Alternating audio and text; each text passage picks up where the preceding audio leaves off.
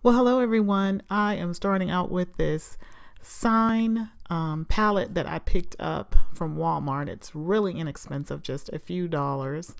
And I had it in my craft room for a little bit and I said, let's play and let's make something with it. So I took it out to the garage and I stained it. I believe it's Minwax Espresso that I've had for a while. I used a lot of projects with that, and I just put the stain on and let it sit, and it came out with this beautiful rich color here.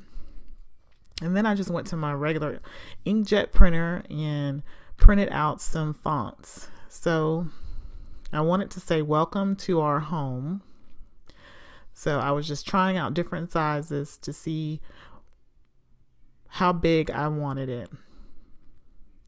So once I found the placement and how I thought it would look good, I went on and got them all laid out and ready to go. Then I took them and turned them over and took a pencil out and turned them over in the back and started coloring.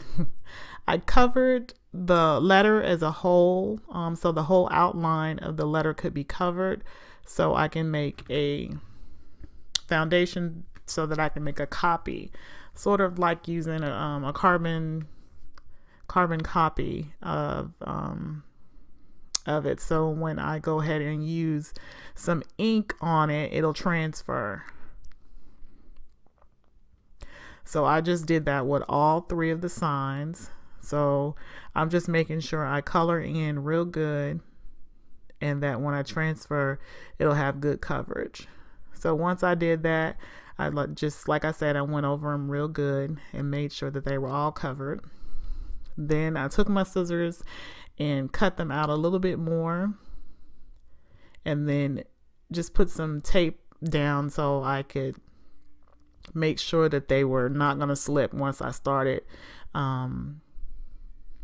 outlining it in. So I just took a regular pen and then I went on and outlined the letters.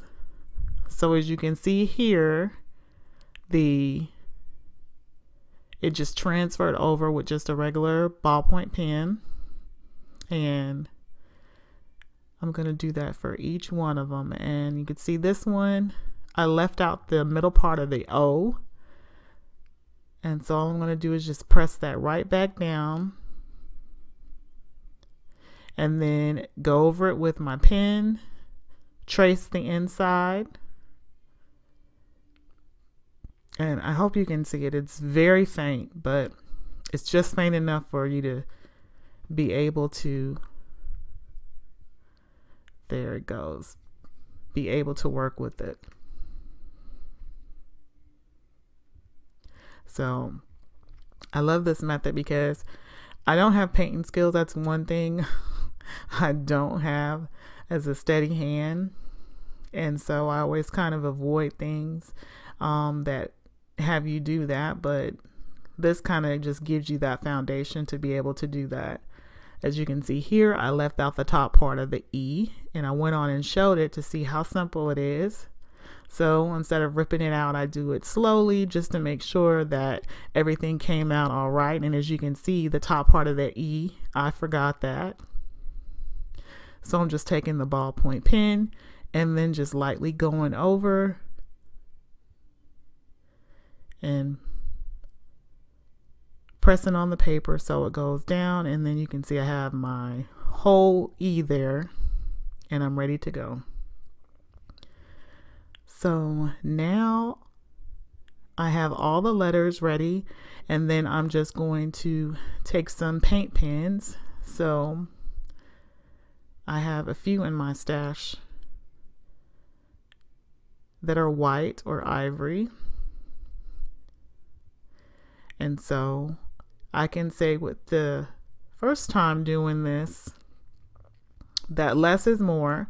I wanted to go over it and go over it, and so I thought it kind of thickened up more than it should with my final results. So I would suggest that once you get the initial letter in, it'll dry, and I would just leave it alone, because I liked how it was at first, and then I went over it. As you can see, it looks pretty crisp and clean, but it makes you look like you are truly just painting it on professionally. So I like this method.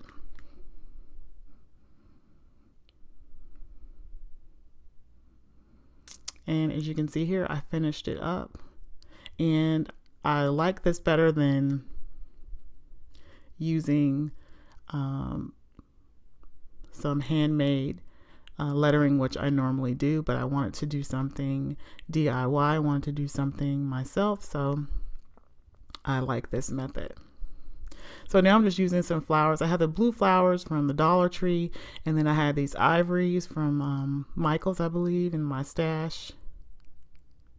And then for the O, we're going to use a Velcro dot in the middle, and then the opposite part of the Velcro I'm going to glue on to the pieces in the middle.